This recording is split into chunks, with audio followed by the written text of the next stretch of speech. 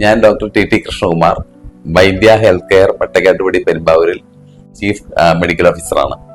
പക്ഷാഘാതം അല്ലെങ്കിൽ ഹെമിപ്ലീജിയ എന്ന് പറയുന്നത് ഒരു വശത്ത് പൂർണ്ണമായിട്ടും മരവിച്ച അവസ്ഥയിൽ എത്തുന്ന അവസ്ഥ അല്ലെങ്കിൽ ബലഹീനമാകുന്ന അവസ്ഥ. പക്ഷാഘാതം എന്നുള്ളത് വാതദോഷം കോപിച്ചിട്ട് ഉണ്ടാകുന്ന ഒരവസ്ഥയാണ്. അത് ശരീരത്തിന്റെ ഒരു ഭാഗത്തിന് മരവിപ്പ് ഉണ്ടാക്കുക, അല്ലെങ്കിൽ പരാലിസിസ് ഉണ്ടാക്കുകയോ അല്ലെങ്കിൽ ബലഹീനമാക്കുകയോ ചെയ്യുന്നു.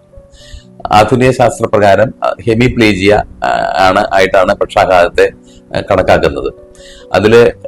അത് ഉണ്ടാകുന്നത് തലച്ചോറിലെ ചെറിയ രക്തക്കുഴലുകൾ പൊട്ടിയുണ്ടാകുന്ന രക്തസ്രാവം മൂലമോ അല്ലെങ്കിൽ ത്രോംബസ് അല്ലെങ്കിൽ എംബോള ഇത് ഏതെങ്കിലും ഒരു കാരണം കൊണ്ടാണ് ഉണ്ടാകുന്നത്.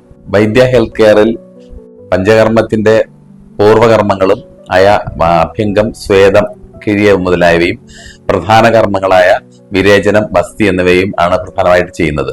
അതുകൂടാതെ ഇതിനുള്ള റീഹാബിലിറ്റേഷനും പ്രധാനമായിട്ട് നടത്തി വരുന്നു. ഫിസിയോതെറാപ്പിയും ചെയ്യപ്പെടുന്നുണ്ട്.